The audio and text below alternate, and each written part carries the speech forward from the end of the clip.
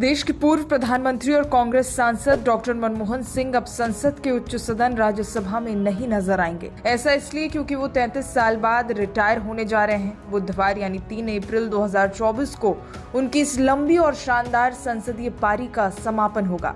आर्थिक सुधारों के सूत्रधार माने जाने वाले मनमोहन सिंह अक्टूबर 1991 में पहली बार राज्यसभा के सदस्य बने थे।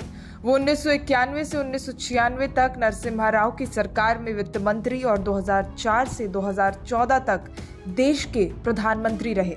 खास बात यह है कि उनकी पारी तब संपन्न हो रही है जब कांग्रेस संसदीय दल की प्रमुख सोनिया गांधी पहली बार राज्यसभा में पहुंच रही हैं। सोनिया गांधी पहली बार राजस्थान से उच्च सदन में प्रवेश करेंगी, जबकि मनमोहन सिंह के साथ राज्यसभा के कम से कम 54 सदस्यों का कार्यकाल मंगलवार और बुधवार को समाप्त हो रहा है।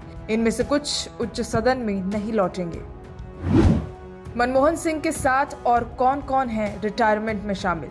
केंद्रीय शिक्षा मंत्री धर्मेंद्र प्रधान, स्वास्थ्य मंत्री मनसुख मंडाविया, पशुपालन और मत्स्य पालन मंत्री परषोत्तम रूपाला, सूचना प्रौद्योगिकी राज्य मंत्री राजीव चंद्रशेखर, विदेश राज्य मंत्री वी मुरलीधरन, सूक्ष्म लघु और मध्यम उद्यम मंत्री नारायण राणे और सूचना और प्रसारण राज्य मंत्री एल मुरुगन का राज्यसभा का कार्यकाल मंगलवार को पूरा हो गया। पर्यावरण मंत्री भूपेंद्र यादव और रेल मंत्री अश्विनी वैष्णव का कार्यकाल बुधवार को समाप्त होगा। अश्विनी वैष्णव को छोड़कर ये सभी केंद्रीय मंत्री लोकसभा चुनाव लड़ रहे हैं, जिन्हें उच्च सदन में एक और कार्यकाल नहीं दिया गया।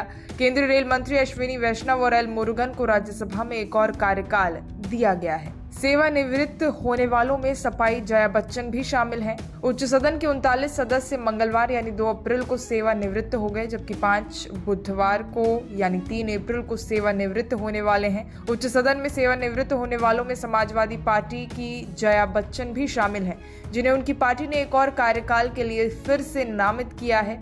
ऐसे ही मनोज कुमार झा हैं, जिन्हें राष्ट्रीय जनता दल ने बिहार से राज्यसभा के एक और कार्यकाल के लिए फिर से नामित किया है। नासिर हुसैन का भी कार्यकाल पूरा हो रहा है, जिन्हें कर्नाटक से फिर से नामित किया गया है।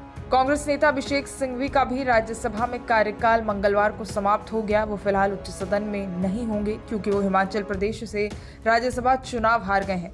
सेवानिवृत्त होने वाले अन्य लोगों में भाजपा के राष्ट्रीय मीडिया प्रभारी अनिल बलूनी भी हैं। वो उत्तराखंड की पौड़ी गढ़वाल सीट से लोकसभा चुनाव लड़ रहे हैं। पूर्व केंद्रीय मंत्री प्रकाश जावड़ेकर और बिहार के पूर्व उप मुख्यमंत्री सुशील कुमार मोदी का भी राज्यसभा में कार्यकाल समाप्त हो रहा है और उन्हें पार्टी ने दोबारा नामित नहीं किया है।